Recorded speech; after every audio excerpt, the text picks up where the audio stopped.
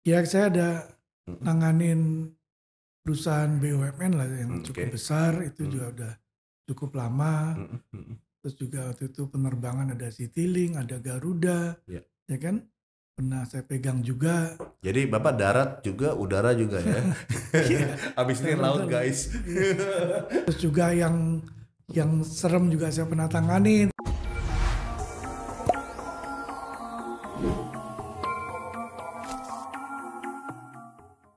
Oke guys, sekarang kita lagi di UK Network bersama Pak Utomo Karim langsung. Halo. Pak Karim, izin. Bapak sebagai pendiri Utomo Karim Network, visi misi Bapak apa untuk di YouTube ini Pak? Kalau di YouTube ini sebenarnya kan ini saya melihat bahwa anak-anak muda sampai anak-anak, Ya, ya maksudnya umur 10 tahun atau remaja lah itu. Itu kan sekarang mainnya di gadget ya, ya, ke YouTube lah, betul. Instagram dan sebagainya, WA segala macam. Jadi saya melihat bahwa ternyata di sini ada pangsa pasar ya. Artinya Ya, dengan kondisi sekarang yang ya pandemi ini COVID segala ini ya. macam COVID ya Oke. kan. Jadi mereka banyak di rumah, pesan apa melalui online, belajar melalui online kan gitu. Jadi Akhirnya, inspirasinya dari situ ya iya Pak? akhirnya anak-anak ya pegang gadget itu kan, pegang handphone, dia lihat Betul. YouTube segala macam. Tapi di satu sisi juga ke saya kan YouTube saya itu kan ke lifestyle, Mhm. politik dan hukum. Oke. Kalau untuk politik saya lihat memang sebentar lagi ini akan menjelang tahun politik. Wah, keren nih. 2024 ya, Keren nih, 2024 keren, kan keren, ada keren. Pilpres, ada Yes. Pileg, ada Pilkada. Pilkada itu kan lebih dari 200 kepala daerah Catat guys, 2024, buat ya kan? politik dan pilpres, pilkada dan semuanya Legislatif, legislatif. Nah, legislatif. Wih, komplit tentunya pakai di telur. sini kan ke semua kontestan yang ikut dalam pilkada maupun pileg juga pilpres kan dia ingin terpilih. Untuk ingin terpilih dia elektabilitasnya kan harus tinggi. Oke, Untuk tinggi ya dia harus dikenal. Dikenalnya dengan apa? Salah satunya ya kita branding lah. oke, Mereka-mereka itu ya. Tentunya yang berminat untuk kita branding. oke. Saya potong Pak Karim, izin. Hmm. Balik ke profil Bapak, mungkin Bapak bisa, oke, sekarang everybody knows Bapak sudah jadi Utomo Karim Law Firm. Nah, perjalanan Bapak dari sebelum menjadi apa-apa sampai menjadi apa-apa, mungkin Bapak bisa cerita singkat, padat dan jelas dengan sesikat-sikat ya Pak. Silakan Pak. Iya, terima kasih. Jadi saya sendiri kan basicnya sebenarnya usaha. Oke. Kalau saya boleh cerita sedikit ya, Mm-mm. sama Pak Jokowi juga pernah sama-sama lah usaha furniture. Artinya bukan sama-sama kerjasama ya. Mm-mm. Pembeli di Spanyol itu ya beli di Jokowi ya beli di saya. Waktu itu Oke. Rakabu ya. Jadi memang saya furniture. Kemudian memang di sisi lain saya sedang amal bidang hukum. Kemudian orang tua juga di hukum ya, maksudnya Ya. ininya hukum. Jadi Jadi ketularan tuh ya. ya kelaran terus saya sekolah Tanda hukum, kutip. belakangan terus saya jadi pengacara. Dan ya memang karena senang di dunia itu, Oke. ya kita menjalaninya enjoy aja kan, karena kita senang di bidang itu. Ya mulai dari bagaimana kita dapat klien, bagaimana kita dikenal, sampai dulu saya sampai terus terang banyak ya membela, ya bukan membela ya, ngurusin kasus yang terkait artis. Oke. Banyak. Gitu. Akhirnya ya disitulah mulai dikenal. Oke, Pak. Terus juga tentunya saya juga waktu itu juga adalah maksudnya yang ya masyarakat apa orang yang ya tidak mampu lah begitu ya, ada masalah hukum saya belain. Itu semuanya apa namanya dia tidak harus bayar gitu loh. Tapi urusan itu selesai. Saya jalanin pelan-pelan terus akhirnya nanganin kasus korupsi pertama kali di Tipikor dulu. Tipikor itu kalau nggak salah baru menyidangkan 2 atau 3 kasus, ya kan? Nah itu saya ketiga atau keempatnya lah kasus itu. Jadi, nah disitulah saya mulai tahu bahwa ini pekerjaan-pekerjaan ini cukup cukup perlu perhatian. Sebenarnya itunya banyak ya, pangsa pasarnya juga Ya. banyak. Tapi kan tinggal kita bisa mendapatkan dan bisa mengerjakan dengan baik tidak. Nah, terus kemudian saya juga kan di partai politik, bidang hukum cukup lama saya di situ. Saya banyak nanganin sengketa partai lah, partainya digugat lah, Izin ketua umumnya Pak, kalau digugat boleh lah. dijelaskan partai apa Pak waktu itu? Sebenarnya nggak enak juga ngomong, tapi kalau udah orang tahu Utomo Mokarim udah banyak tahu kan. Oke. Ternyata di Partai Demokrat di Pada PDP ya. saat tahun berapa tuh Pak? Ya sebelum ke pengurusan Agus lah ya. Waktu pengurusan sebelum-sebelumnya kan saya pengurus di sana. Nah jadi saya juga termasuk pembela tim kuasa hukum Pak SBY ya. Waktu dia ada masalah dengan Antasari Ashar dan lain sebagainya. Ada beberapa kali lah saya pengacaranya SBY. Tapi tim ya, bukan saya pribadi. Kalau di partai kan banyak ngurusin sengketa pilkada juga. Banyak sekali, hampir 70 kasus saya nangani sengketa pilkada di Mahkamah Konstitusi. Maka itu kembali ke tadi tahun politik dan kita mau branding calon-calon kepala daerah, karena saya ada pengalaman di situ menangani bagaimana seharusnya calon kepala daerah itu bertarung. Supaya dia tentunya kan harus menang. Supaya dia bisa menang, jadi waktunya dia juga ada hasilnya, tidak sia-sia, pengeluaran uangnya juga tidak sia-sia. Bagaimana harus menang? Nah disitulah memang saya ada pengalaman di situ. Maka itu sekarang tinggal saya membrandingnya kan.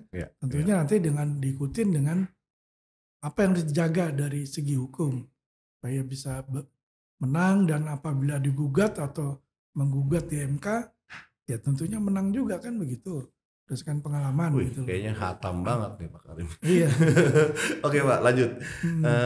Untuk sekarang ini berarti lebih ke corporate legal atau kemana Pak? Ya saya ada nanganin perusahaan BUMN lah yang cukup besar, itu juga udah cukup lama. Terus juga waktu itu penerbangan ada Citylink, ada Garuda, ya kan? Pernah saya pegang juga. Jadi Bapak darat juga, udara juga ya. Abis ini laut guys. Oke lanjut Pak. Iya. Terus juga yang serem juga saya pernah tanganin, tapi saya kan nggak akan cerita seremnya nanti. Bahwa yang eksekusi mati kan saya nanganin, saya mendampingin 2 dari Brasil, 1 dari Nigeria. Itu di awal-awal Jokowi terpilih ya, jadi presiden 2014 kalau nggak salah ya, di awal Januari. Itu suruh juga, bukan suruh itunya pembelaan, tapi kan ada sisi-sisi seperti contohnya, tapi nanti saya akan cerita lebih lanjut ya. Tapi seperti contohnya begini, si orang Nigeria itu kan udah 17 tahun ditahan di Madiun. Udah cukup lama. Ya narkoba lah, kurir narkoba dia itu ya. Dia udah lama di Madiun dan udah berkelakuan baik. Sebenarnya Kalapasnya sendiri juga udah menulis surat, ini orang udah berkelakuan baik, tapi kan dia harus dieksekusi akhirnya kan di Nusa Kambangan itu. Nah dia punya pacar karena dia aktif di gereja, terus ada aktivis gereja lah kayak gitu, punya anak. Nah terus itu anak jadi pacarnya, ya masih muda, cantik. Yang saya repot belain kan dia mau ikut mati, mau bunuh diri. Kalau pacar saya dieksekusi, saya akan bunuh diri saat itu juga. Maksudnya di hari yang sama. Saking cintanya ya. Saking cinta. Nah itu jadi saya ngurusinnya kan yang itu, supaya dia jangan sampai. Padahal pokok perkaranya narkoba. Iya, supaya dia jangan ikut bunuh diri kan. Ya di satu sisi saya harus kasih pengertian, kasih segala macam lah. Kamu masih muda, masih panjang, bisa kuliah lagi dan sebagainya. Dan masih banyak cowok ganteng di luar sana. Iya, orang ini cantik. Lo kok mau bunuh diri? Nah itulah kurang lebih yang ya terus macam-macam lah. Itu yang paling berkesan atau ada yang lebih berkesan lagi Pak Karim? Itu berkesan, ada lagi yang berkesan juga. Misalnya nih, yang mau dieksekusi orang Brasil waktu itu. Saya lupa agama persisnya, tapi kurang lebih misalnya dia bukan non Muslim yang jelas. Dia kalau nggak salah. Kalau Brazil biasanya Katolik Pak. Katanya biasanya. Dia Katolik misalnya. Ini saya kasih contoh, tapi saya lupa ya. Dia agama misalnya Katolik. Nah waktu saat-saat mau dieksekusi mati kan dikasih bimbingan rohani. Dia dikasih kesempatan untuk dibimbing secara rohani.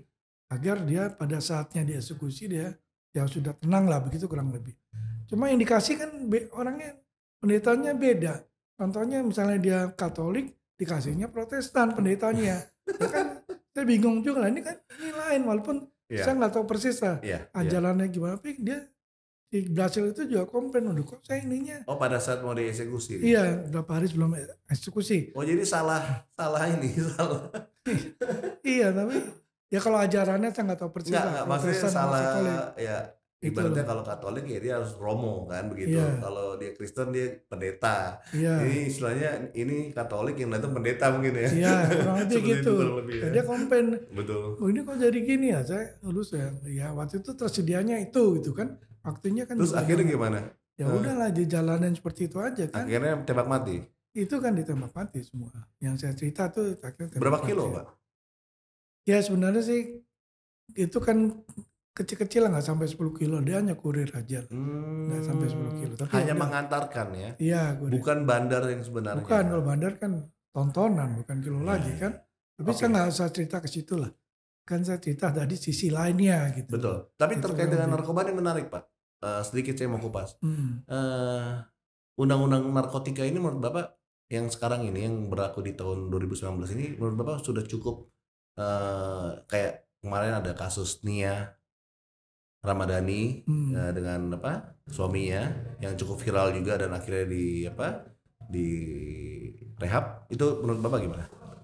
Memang kan Tanggapannya? di dalam pasal itu kalau dia ada aturannya, tapi saya lupa persisnya, kalau Hmm, dia nyimpan atau dia make cuma 0, sekian gram, itu kan dikategorikan pemakai. betul di bawah 1 gram. Iya, Betul Pak. itu Nah, kalau pemakai kan sabu-sabu. dia harusnya direhabilitasi. Hmm.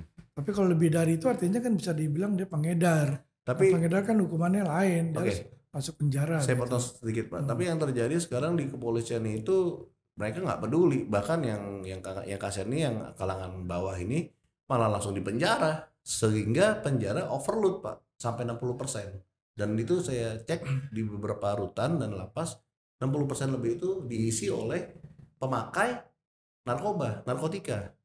Dan ternyata di sisi lain pas saya investigasi ke dalam itu di salah satu rutan, saya nggak usah sebutkan rutannya, itu saya cek ternyata tempat paling aman untuk pakai narkoba tuh di penjara Pak.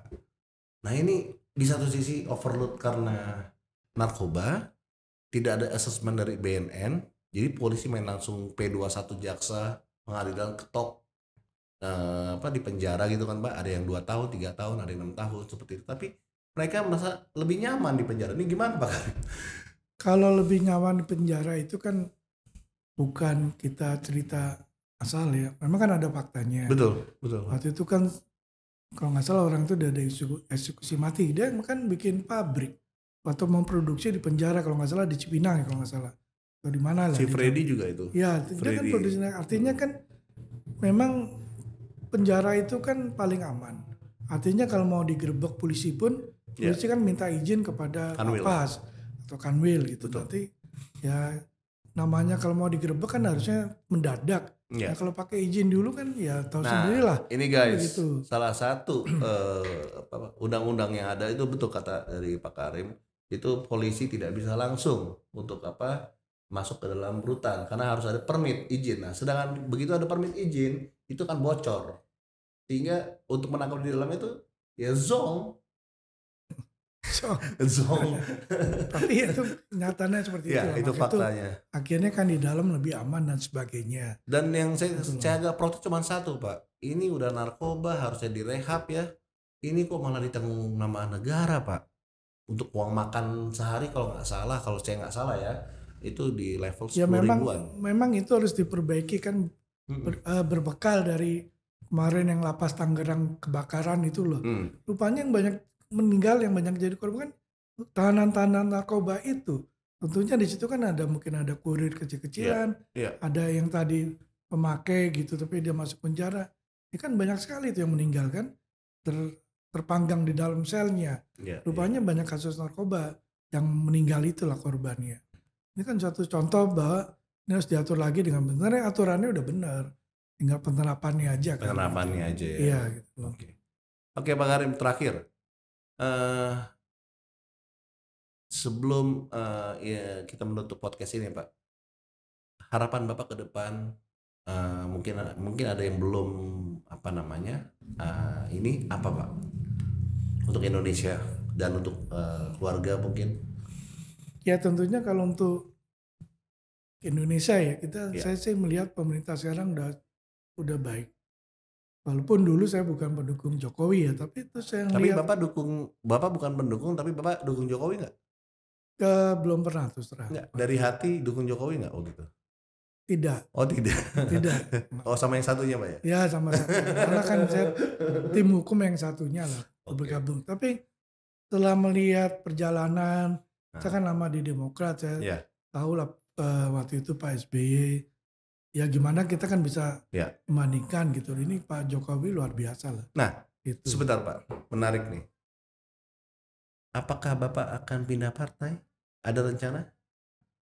Ya memang kan kalau politikus itu kan tidak boleh, yang benar ya, tidak boleh kayak ini apa namanya, mati harus sama itu udah mau kemana-mana kan kita harus bisa lihat dinamis, bisa lihat situasi. Politik kan cuma apa sih intinya, ingin kekuasaan, ingin jabatan, sarana kan ingin itu. Ya kalau cuma mau satu partai ini begini-begini ya saya rasa bukan politikus yang benar itu. Oke. Gitu. Dari Big Four aja Pak. Itu kan ada PDIP, ada Golkar, ada Gerindra, dan satu lagi saya lupa Pak. Bapak rencana mau masuk yang mana Pak? Ya kalau rencana boleh aja ya, tapi kan apakah diterima atau enggak kita kan ini nggak tahu. Mungkin kan akan ditonton Pak. Ya kan? Ini kan mungkin ditonton oleh ketua umum, mungkin oleh sekjennya. Jadi mungkin Bapak bisa sampaikan. Saya inginnya sih pindah ke PDIP ya. PDIP ya mudah-mudahan bisa masuk ke sana kan begitu. Ya Pak Hasto, semoga dengar. Pak Eriko, Wakil Sekjen, juga semua ketua DPP, Pak Jarot, juga Ibu Mega, semoga mendengar pikiran dari Pak Karim untuk mengabdi di PDIP.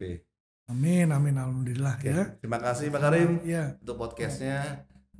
Assalamualaikum warahmatullahi wabarakatuh. Waalaikumsalam warahmatullahi wabarakatuh. Salam buat Jack Lapian. UK Network.